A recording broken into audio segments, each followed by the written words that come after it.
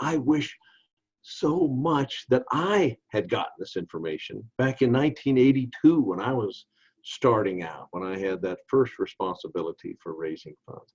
I'm an odd bird, but I really enjoy stewardship. I enjoy fundraising. I enjoy development work. It's kind of perfect for my uniquely weird personality. My job before this, believe it or not, I was a sewing machine needle salesman. And that was really my second job. My first job was with the American Embassy in Kinshasa, Zaire. I lasted 3 months, and I quit because there was a shortage of sewing machine needles, and I saw an entrepreneurial opportunity. And I started this wonderful business, and it was so much fun, feeling like I actually contributed something to the people of Zaire and getting to travel and making money.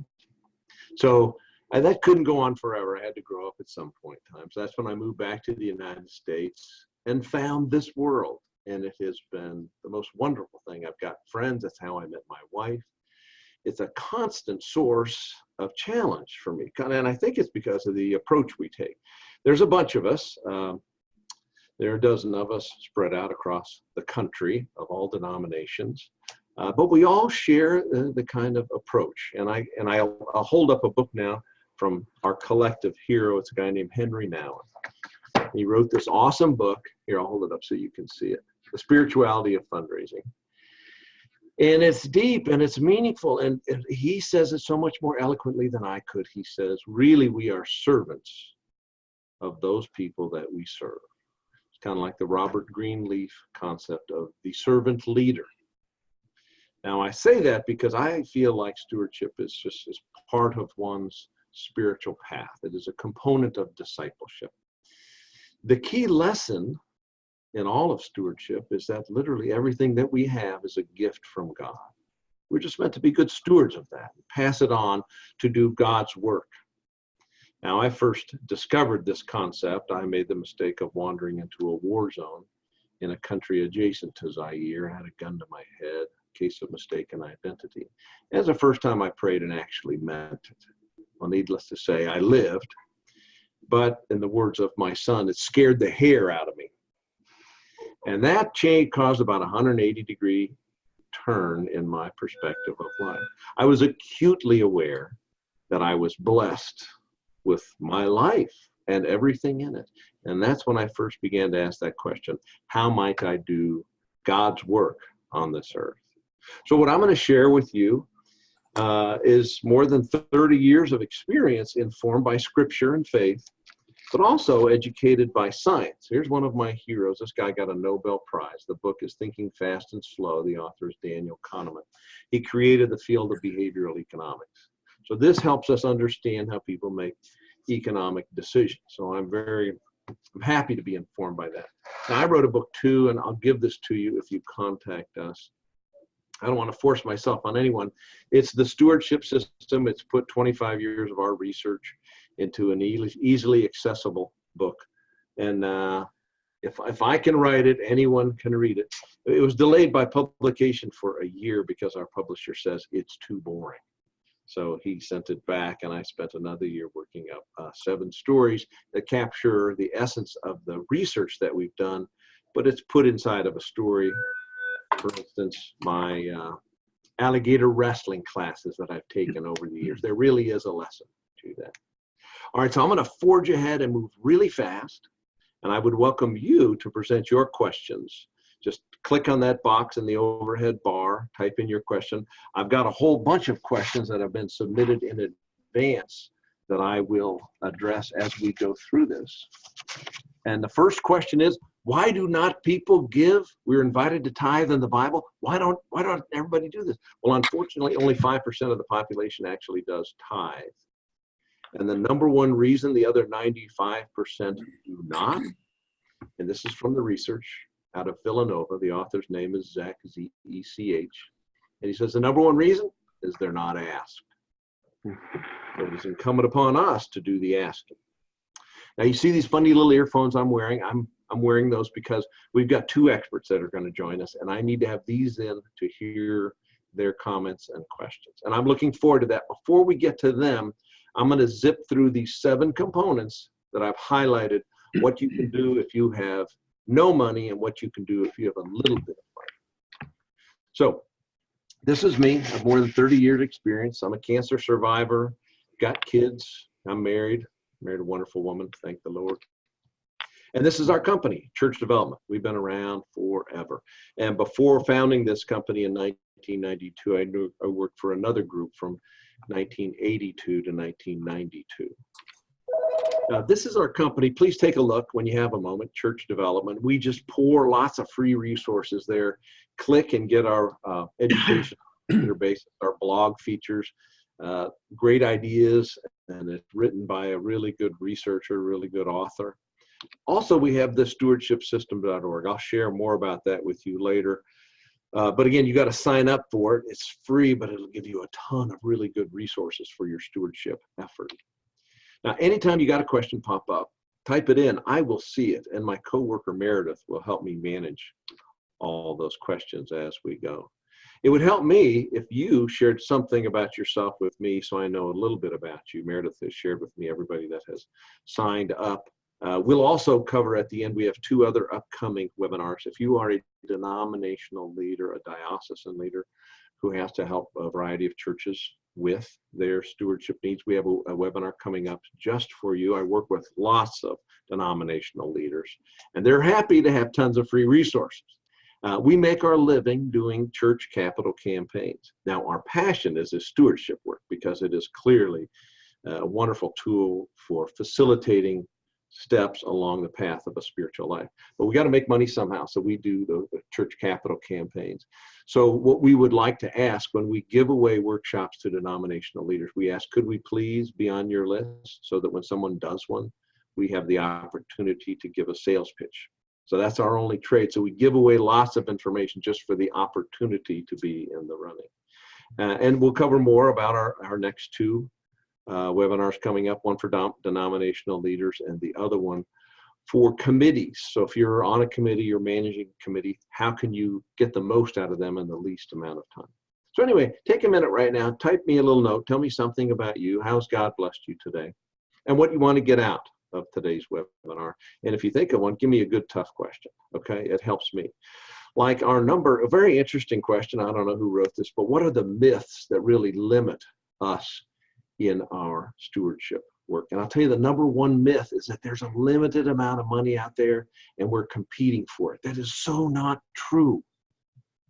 The average person just gets 1% to 2% of their income. And there's a bizarre phenomenon, and I'll quote the book, Give to Live by Gregory Lawson. The more generosity that occurs in a person's life, the more further generosity occurs in that person's life. Only 5% of us actually tithe, and people discover the spiritual benefits of generosity. We can measure scientifically that the T cell production in their immune system is higher if they give more than 2% of their income. They subjectively report a closer relationship to God. So it's not just our faith, but it is science that informs us as well. All right, here's our agenda. I'm going to take a minute and overview the big picture of stewardship. I'm going to give you 2 things you got to do at the bare minimum. You have to do this before you can pass go and collect $200. We're going to cover the 7 elements of the stewardship system with these 2 strata. And that is, if you've got no money, do this. And if you got a little money, do that. Okay, we're going to cover each of those. Then at about 20 minutes, I'm going to shift over and get my experts, and we're going to do story time. Case studies from 2 experts who have got years of experience in the field. And like me, they've had some failures and some successes, but it equates to wonderfully interesting stories. So you'll get to know them. Number 5 on our agenda is the next steps for you personally. What specific things can you do today to increase your stewardship success on a shoestring? You got to create a budget, create a calendar. Okay, so we'll be very specific at the conclusion of the webinar. Now, we begin 1 Peter 4:10. We begin with scripture. And in that, we're reminded that God has blessed us all with something. And it's up to us to be the steward of the gift and to figure out how we can use those gifts to be a blessing to others, to be a conduit for God's blessing. That mindset, according to the research by Mihaly Csikszentmihalyi, who created the term flow. He's a modern psychologist. It's a completely secular book. But those people who have adopted the stewardship mindset are happier people, and they live longer. So once again, we have scripture and science. We know we're on the right path. Now, for you, as you look at a culture of generosity, think about your own definition of stewardship. And I want you to kind of create your own mantra, your own phrase, your own buzzword, because you've got to be able to portray what is stewardship very succinctly. And it is not fundraising. It's not a transactional analysis. It is not a sale. It is a one-way flow. And we are in that conduit with God. So you got to come up with 3 to 5 words. So when people say, well, what do? You got to say, well, I'm in stewardship. And then explain it so that the average person can get it in your language. Now, right now, we, the church, we're in a state of failure. And here's the unfortunate proof. 95% of all of our members do not tithe. The average person gives between 1% and 2%. Now, a lot of people don't know this, but Catholics lead the way in giving the least. They give an average of 1.2%. Mainline Protestants, Episcopal, Presbyterian, Methodist, Disciples of Christ, they give about 2.2%. Southern Baptist, 2.4%, American Baptist, 2.2%. But the leaders are Seventh-day Adventist and Jewish, and they're at about 7%. So most of us, 1% to 2%. The average church only has about 1/3 of its people volunteering, and only about 1/3 of the people pledge. So we know we're in a growth industry. We've got a lot of room to grow. Now, when you look at the underlying causes of failure, my coworker Meredith, who's much more talented than I am, put together this graphic. Out of all churches, only half of the churches have an annual campaign. Only about 20% have a stewardship committee. Only 1% teach stewardship regularly, and less than 1% have a culture of stewardship. That's not their language. So it is a rare thing. Now, I got a question here. Do all churches do an annual campaign? No. So right here, this graphic will tell you only about half of all churches do an annual campaign. And what happens? In the book, Giving Matters, you will see exactly what happens, broken down by denomination. If you do not do an annual campaign, do one. If you do one, minimum, you'll have as an increase in giving of 50%, at a minimum, of 10%. So 50% of all churches don't have an annual campaign. Please do one. You'll get a minimum increase of 10%. Now, I got another question. Does a capital campaign decrease annual giving? No, it does not. 99% of the time, a capital campaign will increase annual giving. And why? One single reason: because of engagement. People get more excited about their church. Now, the absolute minimum coming out of today's webinar, I hope that you get one person who will be your leader of stewardship in your congregation. And that chairperson will champion the stewardship activities. And my suggestion, if you're a paid staff person, you've got to meet with that person on a regular basis to hold their hand, encourage them, give them resources. Now, ideally beyond that, if you could get a team, a group of people, that would be ideal. Also, at a bare minimum, get a stewardship system account. Now, we're not going to push it at you. You have to send a note to Meredith and say, Meredith, please sign me up. She'll send you back a login. And from then on, you'll get a monthly agenda, checklist, calendar, brochure, newsletters, cut and paste for Sunday, a paragraph about stewardship. You'll get a nonstop stream of resources that's worth about $14,000 per year that will equip your stewardship effort to be a success. Now, here are the 7 elements. We're going to just spend a minute or two on each one, and then we're going to shift over to our experts.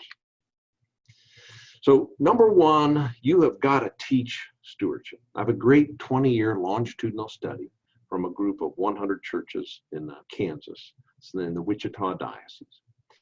And they sought to teach stewardship. And the way they did it was to use lay speakers once a month, answer 3 questions. You see the lay speakers in green there. They say, how has God blessed me? How am I a conduit for God's blessings? And number 3, how did my life change when I discovered that I was meant to be a conduit for God's blessings? Now, we did a real interesting study with a stopwatch. Before and after the lay speaker, for a couple Sundays, we'd measure how long does it take people to clear out of the foyer. We measured that about 7 minutes. Then we'd have our lay speaker on this subject. It went from 7 minutes to 12 minutes. People would stick around a lot longer once they had a lay speaker talking about what is the essence of stewardship. Second thing you can do for free is your weekly bulletin. Your Sunday bulletin needs to have a paragraph in there that never asks for money. It just talks about what is stewardship. Now, my favorite one of those stories comes from the Holy Land. The story how the Jordan River flows into the Sea of Galilee, then it flows out into the Dead Sea. God's blessings flow through the Sea of Galilee, but they get to the Dead Sea and they stop. The Dead Sea takes in and keeps, it doesn't pass it along. It becomes stagnant and brackish and lifeless. It's a big difference between the Dead Sea and the Sea of Galilee. We are meant to be like the Sea of Galilee, full of life because we're dynamic. We share God's blessing. That would be a simple paragraph you could cut and paste into your Sunday bulletin. It never asks for money, but it does a lot to educate your people about what is the nature of stewardship. You need monthly newsletter columns about stewardship. We can give that to you through our stewardship system. And hopefully your pastor or rector will speak about stewardship 4 times per year. Now, there's a chance you could do planned giving workshops for free or personal finance, but that's a little bit more complex. So we will leave that for the future when you do have a budget. Now, my favorite among all of these by far is having lay speakers. To a person, they're awesome. Even if they're sweaty and nervous and can't hardly get the words out, it's just awesome to hear those unique stories. Okay, number 2, giftedness training. To just ask a person, how did God bless you? Is a question that makes a person aware God indeed did bless me with my gifts. Now at the bottom, you see highlighted in green, episodic volunteer opportunities. About a third of your people are actively involved, a third modestly, and a third not at all. Well, these episodic volunteer opportunities are the chance for people to get more engaged, and they're not on a committee. They can step in and they can step back down. So create that now. Every month, create something as a way for people to get more engaged when they're ready. Now, the statistic from our research and the Fidelity Fund 2009, they discovered that active volunteers give 11 times more than non-volunteers. If that's all you knew, then you would have enough to be a success. Go forth and create volunteers because they then will be generous. Here's the research that I mentioned a moment ago. By the old days, it was a third, and a third. So you got these 3 groups. Gallup polling did this analysis. The instrument's called the ME25, stands for member engagement. Of those 3 groups, 15% are highly involved, 50% are waiting, and 35% are on the way out. So we've got to connect people socially. George Barna created the term church shopping. Unfortunately, denominationalism is declining. Unfortunately, people join churches now for social connections. So what do we have to do if we're leading a church? We've got to connect people socially. Now, we've got to do that in a lot of ways. Here are some opportunities, but you see that bottom one? You've got to have a person in charge of social media, and they've got to put at least 1 posting up on Facebook at least once a week. It'd be better if you had 3 to get people going back all the time. When people are church shopping, they're wanting to connect to people who are like them. So we've got to find an opportunity that they can discover how we are like them. Now, I like the welcoming and hospitality ministry. The research from Zach at Villanova, he said that churches that have an active, assertive, welcoming ministry, which means we're all on the welcoming committee. When we see somebody we don't know, we've agreed to go greet them and introduce ourselves. If everybody has that agreement, giving increases by 9%. That doesn't cost you anything. But if we're all on the committee, we're all welcoming, we're all stepping out of our comfort zone, and that causes us to be more generous. Isn't that interesting? I love small group ministry discipling network. In my church, my men's group has just become a wonderful source of friendship and my own personal faith development. And they're guys of all ages, but we're all very, very similar, and we have similar struggles. And It's just wonderful. It takes a little more effort, costs a little bit of money, but boy, are we all in. We love that. Now, my favorite you can do today after worship, you put a box out and collect money if somebody wants a donut, but it's either free or very close to being free. And it gives people a reason to hang around, to socially connect. So we want virtually any reason we can to give people an opportunity to connect. When we manage a capital campaign, we will design a series of social events so that virtually everybody is invited to something. And we say in the invitation, no one will be asked for a pledge to the capital campaign. So people will attend. They come, they hear what the plans are, they mingle, they get to know new folks, they have that need met for social connections. It's extremely important. And the book that from which we derive that research is called Persuasion, and the author is Denis. So we need a thing called social proof. So this is a brochure from First Presbyterian Church in Derby. And you can see on the back, this whole panel is just a list of names. Here is one from First Presbyterian Church of Columbia. Their list of names is in here, I think, on page 2. The St. Paul's Catholic Church. I think we've got the list of names on page 4. So you see hundreds and hundreds of names of people who've been involved in the capital campaign.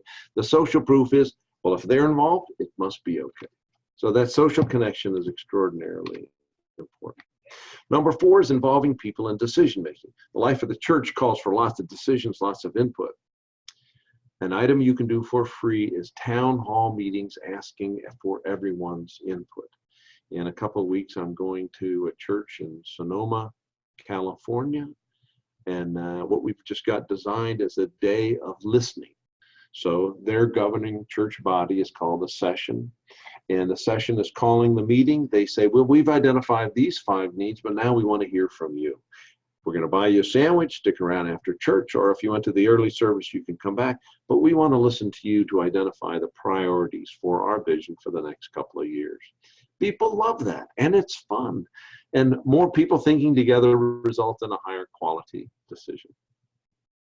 The next item you see in green, I really love, because you can do a SurveyMonkey survey for free. Okay, we can email it out to everybody. So maybe you get half your people to attend a town hall meeting, the other half can participate via a SurveyMonkey survey. I think you ought to do 4 per year. Just find things to involve people in so they can have that sense of ownership. Do it today, cheap or free, town hall meetings. Okay, prayer and discernment is item 5 within stewardship system. And really it's that discernment process is a key thing that Henry Nouwen points out. As we discern God's will, it's really a spiritual process. It's not a fundraising process. So a lot of people are not familiar with discernment. So the pastor's got to teach this. We've got to give them a prayer booklet. We have to have a time or a season of prayer and discernment. Now, another fun thing you can do is that third one in green down there, surveying members on what are your spiritual needs. Is there something I can pray for on your behalf? So the spiritual part I always consider to be the most important part of an annual campaign or a capital campaign, because it's the part where God comes in. And it can be fun. It can be awesome. So what can you do today? Survey members on their spiritual needs. What can I pray for on your behalf? Now, number 6, remember when we talked about what's the number 1 reason why people do not give is the number 1 reason they're not asked. Well, you need to ask 4 times per year. You need to have an annual every year. I suggest the fall. You need to have a capital campaign where you ask for a thing, because some people need a visual, auditory, kinesthetic representation of where their money goes to. So we need to fix the potholes in the parking lot. We need a new piano. We need to fix the roof. We need to fix the boiler. We need the sprinkler system. The school needs wiring or computers. So every single year do a capital ask. And now the growing trend is to do a capital campaign every 5 years. It tends to inject a new level of energy in giving, and your annual giving goes up, and you might have a pot of money somewhere between 100% of annual giving and 300% of annual giving for your capital needs. You also need to do an emergency ask in your slow time, maybe July. And then you got to do a year-end or Christmas appeal as well. And you got to have a pledge card, so it's an intentional decision. My favorite is the custom pledge card that says, "Thank you, Dennis and Jenny, for your pledge last year of XXX. Please consider increasing your gift for the year ahead by 10%. Please check this box and sign it if you would like to do that."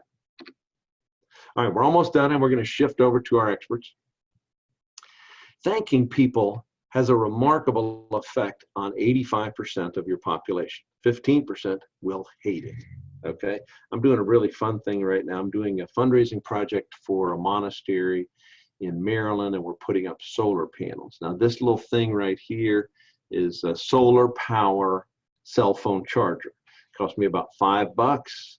And if someone wants to donate towards the solar power project, we're going to give them this as a thank you gift. It's fun, okay?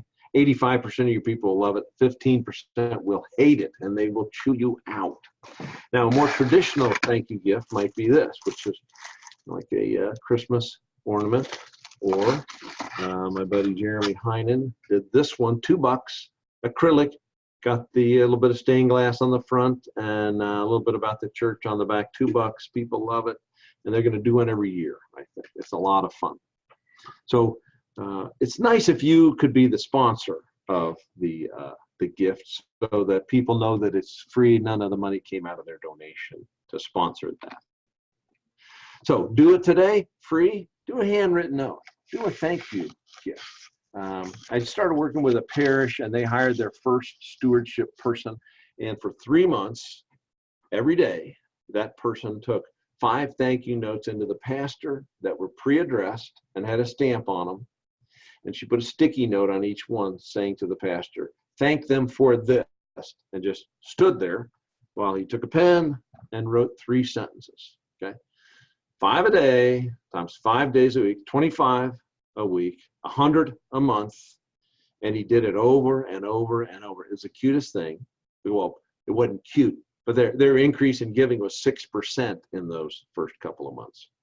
And the cute thing was, people would write back to the pastor, thanking the pastor for the thank you note that they just received. So it really works. People are shocked. On my windowsill, I've got about 7 thank you notes I've received over the past 5 years. And even though I teach this workshop a lot, I still love them. I know they're doing this to thank me for my giving, but it gets a lot of traction with me, and I should be jaded. Well, it's just so rare to get a handwritten note. Matter of fact, my wife was on the thank you team of a church. Oh, that was decades ago. That's how I first met my wife, and we became friends after that. It took me 9 months to ask her out. I was a little slow on the uptake, but it worked out great. Okay, now, what questions are on your mind right now? One is, what is the name of the book? Persuasion, or the author? Okay.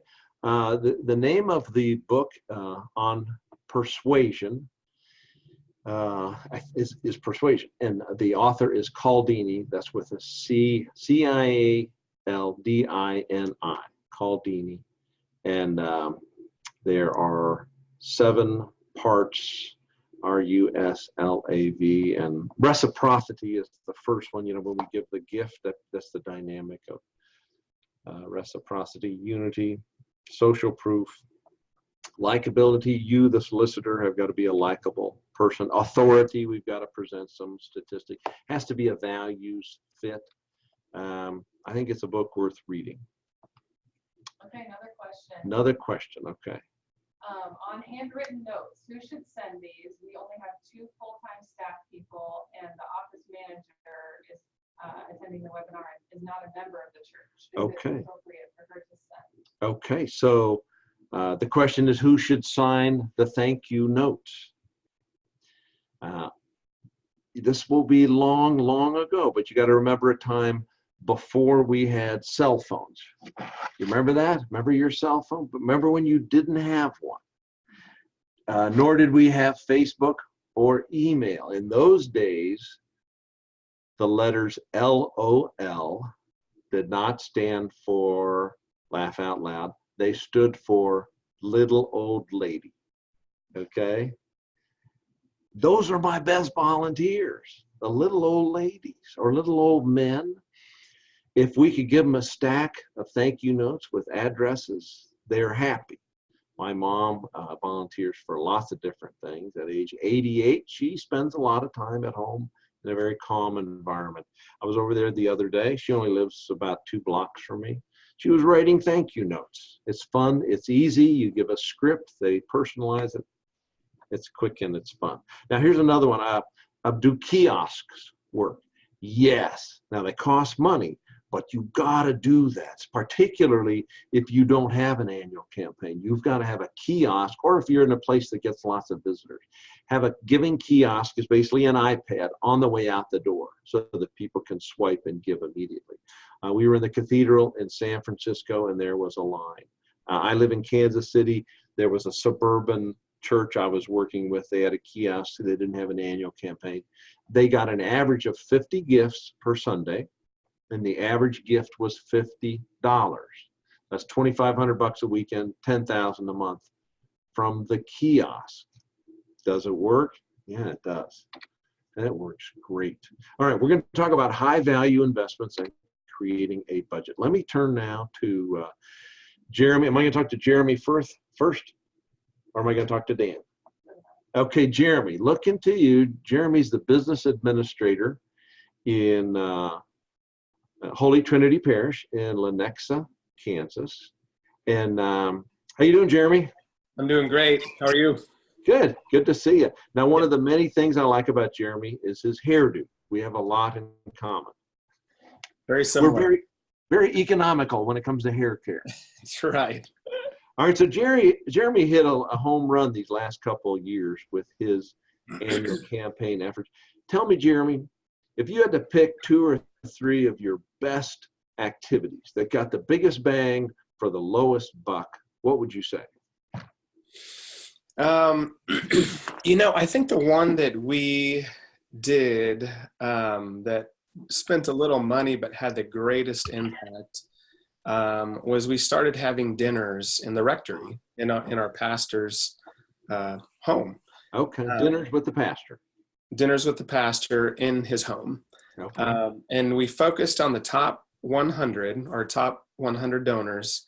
And we just went through them, really did it nice, hand signature on the invitations, and we called and follow up. And this was something I didn't expect. I mean, I thought it'd be big, but it was overwhelming to see the responses of the people that came to the rectory, just first of all in awe because they've never been inside a priest rectory. So that they were just in awe, and we're talking about, CEOs of companies and big time people that are just amazed they're getting invited into the priest rectory. So that was fun. So, and in those, we shared kind of where we were at as a parish. We asked them what their hopes and dreams were for the parish. We asked them what their concerns were with the parish, and just kind of gave them an open table to discuss. So Okay, so that was a little bit of a risk. Anytime you say, what do you like and what do you not like? I mean, did you have any disasters?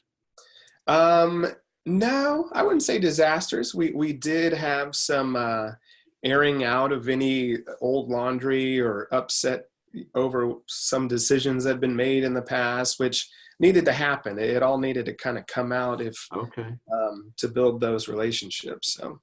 Okay, so no disaster. Did you get any good things? Any miracles come in from left field? There were 2 that stick out in my mind. The first one was, we had a CEO of a company that was at the table. He's a top donor. And it was very touching. He was sharing some of the great things he thought about our parish, and he had happened to be on a men's retreat at our parish. And he just kind of started to be in tears about how the retreat touched him and kind of changed his life.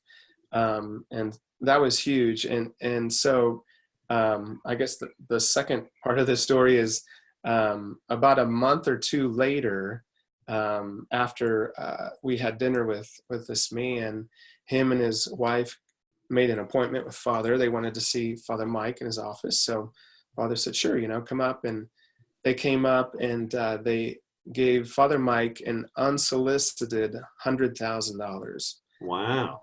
And basically said, we haven't been giving as much as we should have in these past couple of years, and we just wanted to give you this gift. So That's awesome. pretty amazing. Yeah. That is fantastic. Out of left field. That's just a delight. Yeah. Congratulations. Yes. Now, one of the things I remember when we did the capital campaign out at Holy Trinity, one of the things that really struck me is that you, Jeremy, were very good at collecting stories.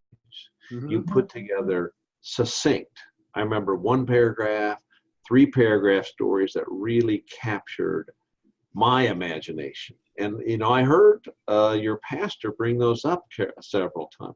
Tell me, what is your perspective on capturing and writing down those stories and then sharing them when it's the season of stewardship? It's huge. It's really important because we are a big parish, and we have a school, and we have an early ed center. So a lot of people give a lot of money, but what we found is people need to be reminded of why they give money, and reminded of the good things that happen because of their generosity. And so I just intentionally started gathering these stories of conversions or people that had just really been touched by being in the parish, or just had great experiences from a staff member to a different parishioner, and just shared these stories at these dinners. We shared them in our annual report, just in conversation, and they were very impactful in helping the parish kind of remember, wow, this really is a special place. There really is a lot going on here. Awesome. All right. So how many seconds long was your typical story? Verbally, if you told the story, 2 minutes, it was usually pretty short. Okay. All right. Now, before we go to Dan Dahlquist, do you mind sharing your favorite story? And I bet I know what it is. It has to do with a dream in a cloud. Is that your favorite story? Because that was mine. Yeah, that was a You mind telling that one? Yeah, it's well, we found out, through one of our staff members, there was a little girl that had been being raised by her grandparents in our parish, and she had been going to our religious education called Catechesis of the Good Shepherd, and had really been being touched and there and touched by God, and understanding sort of what a faith relationship is. And so anyway, she went home and she kind of started asking questions with her grandparents, like, why don't we go to church? Or why don't we talk about God? And so, they didn't really have an answer. The grandparents didn't. So one day this girl was drawing pictures, and she drew 3 clouds, and and the grandma said, what do these clouds represent? And the girl was underneath, and I think she drew some people on the clouds. And she said, well, that this cloud is you and Grandpa, and this cloud is God, and these are the people that watch over me. And it was very touching. It was touching enough to the grandparents that they started coming back to church. They started coming back and going through our sort of adult education process and coming back into the church. So it's just a wonderful story of conversion. Awesome. That's so much fun. That's just such a vivid image. That is great. All right, now let me shift to Dan Dahlquist. And I have the good fortune of working with Dan for, I think, 20 years now. And Dan, has it been 5 capital campaigns we worked on together? I believe it has. Kind of hard to believe we're old enough to have done such a thing, is it not? And we have the hairline to prove it. Right. It's a consistent theme today, hair or lack thereof. So Dan is at Shepherd of the Hills Presbyterian Church in Denver, Colorado. We see the beautiful snowy scene there. Dan is an author of several books. I encourage you to go to Amazon and buy his books. He's a very interesting guy. He's a constant reader. I remember one of the books you told me to read, Dan, was Bowling Alone. And it talked about how important creating social connections within the church was. Yeah. Okay, so looking back over the 20, 25 years you've been in ministry as a pastor, what are your top couple high value activities that you've done in stewardship that resulted in the best bang for the buck? Well, I'd agree with Jeremy on the dinner side is huge. But I can give you a recent example. So I'm the transitional or interim pastor here at Shepherd of the Hills. And they had never done a year-end Christmas letter. And so we combined a thank you for all of you've done in the last year for Shepherd of the Hills. And we're grateful for what you've done. And please remember the church in a year-end gift. So it was a very just kind of encouraging, and oh, by the way, it's like one line, remember the church year-end gift, and we got a little over $3,000. Sweet. Year-end gifts just by sending out, which in essence was a thank you note. Awesome. So that was it was a nice way to finish the year, and some unexpected resources came in. So that was really nice. So that was kind of a note to myself. Yeah, remember that end of the year ask is really important. Right. Now, if you who are listening choose to do a year-end solicitation, please let me know. And we have a stewardship system resource. Let me just click on the stewardship system so you can see this. If you get a subscription to the stewardship system, you can go here and you can find the resources that you need to do a year-end ask. We will give you a sample year-end ask letter, and on virtually every one of these pages, there are instructional videos on how to create such a thing, and so that's there. Okay, forgive me, Dan, for interrupting. Back to you. Top 3 ideas, cost efficient, and I'm hearing you say big one was the year-end ask. Year-end ask, and even catered dinners with the amount of connection that takes place. In my experience, less people are really available to host and cook for dinner, so we just cater them. Okay. Chipotle or something like that. Okay. In people's homes or at the church. And okay. Those kind of connections of what you talked about. So for example, here at Shepherd of the Hills, we have a vision task force that's been meeting for a couple of years, but we want to feed back what their resources created back to the congregation and say, what do you think? So it's not just one small group of people that's making those. Okay, so you're active listening in that, you're engaging. We're engaging, and then we're inviting feedback.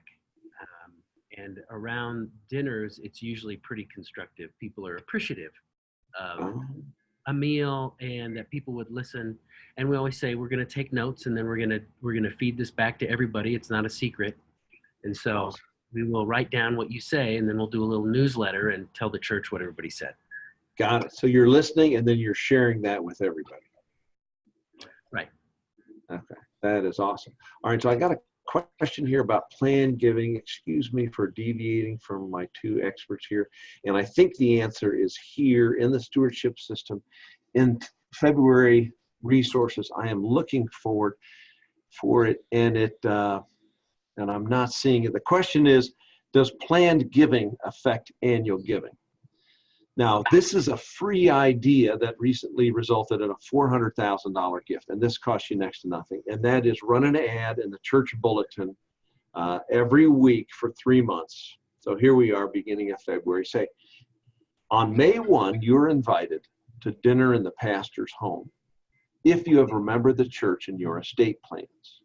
Now, it's not really free. It's dinner in the pastor's home, so we got to pay for that food. But what it does, it's kind of like Jeremy talked about just a minute ago, a lot of people have never had dinner in their pastor's home. If you have this dinner, it's fun. It's going to be with a small group. It's going to be with the pastor. And the result is I'm going to remember the church in my estate plan. We had a gentleman take us up on that offer. His wife had passed away recently. He wanted to remember her. He wanted to underwrite an improvement to the facility, and he gave us a $400,000 block of stock. Now, the only minor discomfort, it was Budweiser stock. He had bought it long ago, and it had grown from next to nothing to $400,000.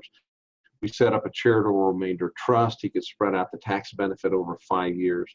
It increased his return on investment from 1% to 7%. It was a win-win. But somebody did give the pastor a hard time. They said, "Say, Pastor, beer money, isn't that tainted money?" And the pastor thought about it for a moment and said, "Well, taint enough of it, if that's what you mean." But the planned giving effort can be next to free. You just have to announce it. This gratitude event will happen if you remember the church in your estate plans. All right, so forgive me, Dan Dahlquist, I interrupted you. You were talking about how wonderful benefits you've gotten out of gathering everyone together and doing some active listening, which you then shared with everybody else. Please continue. Tell me your next favorite low-cost, high-value stewardship activity. Well, you mentioned it earlier about the doodads, the thank you, the little gift. Yes. And so I would say that one of the things that's been not just effective, but it's just kind of a joyful thing to do is had, it's a Presbyterian church. And so not only do people say they don't need to be thanked, they think it's a waste of money to Right. And so you can. And they'll probably, 15% of them will chew you out. Yes. And 15, yes. And the fact that it ends up being a withdrawal in the emotional bank account, that we actually have a budget line item to thank people. Ah, interesting. So getting someone to anonymously donate. Ah, brilliant. For the thank you gift completely changes the conversation. So you get people together who are interested in being a part of the thanks committee and say, well, the good news is we have an anonymous donor who donated $500 for the thank you gift. So awesome. Our budget.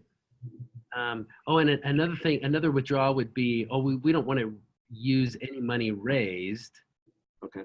Thank ourselves. We want it all to go to the mission or something like that. So well, they're just being good stewards. Yeah. So freeing up people to think creatively about thanking others. Right. Simply because you have a donor give that gift. Got it. For the thank you team. Yeah. Got it. So we want to, if you have a culture of gratitude, that seems to spill over. And I really like your idea of having an anonymous donor underwrite the cost of the thank you gift. And it could be me, could be you and me pitching in to do such a thing. So Dan, looking back at your many years in the church, what's been your favorite thank you gift? I don't know if it's my favorite or not, but I thought it was really creative. We were actually selling the church and buying new land and building a new church. Mm-hmm. I remember that.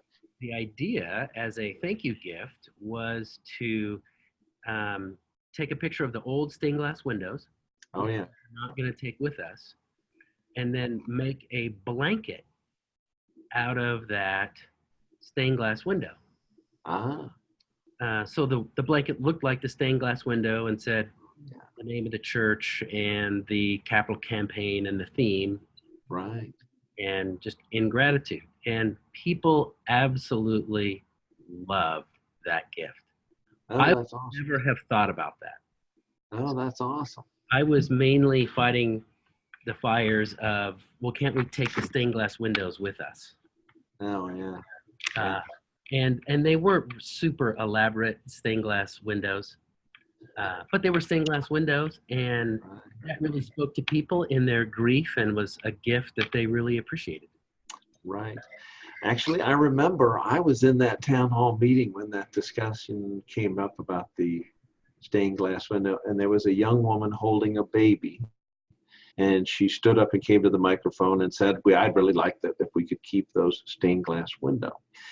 And inside of me, I just started praying, dear God, please send me a savior, because you can't argue with this wonderful, pure human being here.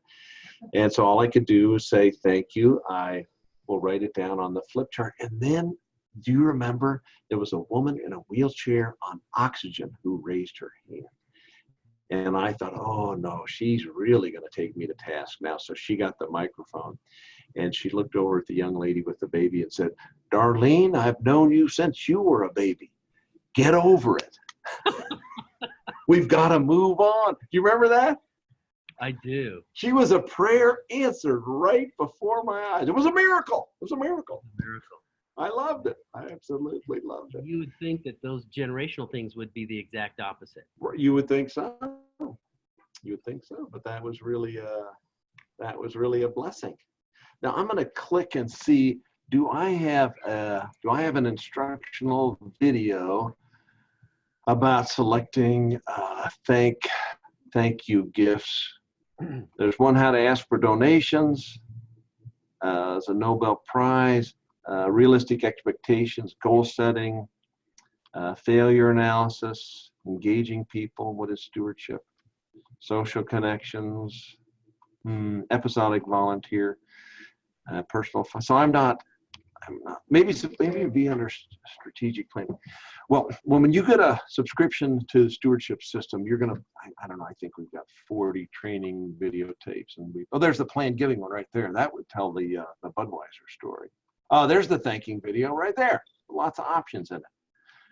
Dennis, you have a question about Okay. text giving, text to give. Oh, text to give. That's a great one. That's an area we need to improve on in our stewardship system. We have a client in New York City. It is on about 72nd Street, just west of Central Park. I remember, because I took my daughter with me on that trip. Since they were paying my way, I have frequent flyer miles. She got to go for free, and we went to the planetarium. And I've been to New York City a couple of times in my life, and I think it's a great place to visit. So I took my daughter, and I'll never forget that. I remember a member of their congregation chewed me out. She said, Dennis, I don't carry cash. I don't have a checkbook. You're making it very difficult for me to be generous with my church. And that really got me thinking, boy, did we get on it at that point. We discovered there's two kinds of text giving, and really led to my exploration of all these other ways, these online, web-based electronic methods. And let me tell you, you have to get on this right now, because the younger your congregation is, the more they don't have a checkbook and they don't carry cash. So right now, if you don't have cash in your pocket, that can make you feel like a young person. And I yearn for that every day. They don't care. I've got a 31-year-old son. He never carries cash. He's got a little debit card. So we've got to make it super easy for them. So the two kinds of text giving, one is complex, but it costs a little bit less, and one is super easy, but it costs you 3-4%, and you got to wait. So I'm going to go with the easier one. So literally, we can put in the Sunday bulletin a text to give information paragraph where I'm sitting in the pew, an announcement comes, text to give. I can just type it in right this very second, type in the amount, hit send, and then the bill shows up on my phone bill. So it's quite easy, and it's, we're really talking about 3% is what it costs you. So you definitely have to do that, and you have to do it right now. Now, I would say, please spend money on the kiosk. If you're a normal church, maybe half of your people give on a regular basis. Well, you're really setting something up for the other half that are not such deliberate planners. And again, I think the younger the folks are, the more they need an easy way to give. The whole kiosk thing might cost you $1,000, but it is totally worth it. Your ROI, your return on investment, will probably be 10 to 1 or 20 to 1 over your first just couple of months. And from then on out, the profitability is enormous. Now, another thing to make it easy on your cell phone is to create a thing called a QR code. So like, let's say you've got a youth ministry activity coming up. Get a QR code app, create the QR code, put it in your Sunday bulletin so people can just click on it. That will take them right to a site where they can click and donate as well. So we in the church world have not caught up to our commercialized corporations that we patronize all the time. But just think about the last time you bought something from Amazon. It was click, click, and fill in a couple of blanks, and you've bought what you're looking for. We need to approach that ease of giving. Now, this is a little different tack, but I want to talk about electronic fund transfer giving as well. We want to push all of your members towards electronic fund transfer. So create a thank you gift. Create something fun that you can give people if they shift to electronic giving. Then the second thing you've got to do is you've got to put a card in the pew that says, I'm an electronic fund transfer donor. So I can take it out of the box and put it in the basket when the basket comes by me. You know, our tithes and offerings are blessed. Me physically putting the thing in there give me a sense that I've done something physical to connect to the giving culture within my church. So I have these pre-printed, have them stuck in there. And what you should print on there also is the other ways a person can give electronically. So electronic fund transfer setup, we want everybody shifting there. We want text giving. We want QR codes. Anything else? Any other great ideas that you guys have used that's electronic, easy to giving? Jeremy or Dan, anything pop into mind that you suggest we ought to talk about right now? Covered it. Okay. Okay, so now Meredith, keeping us on track, has told me to click over to our budget. Okay, so we've got about 3 minutes left.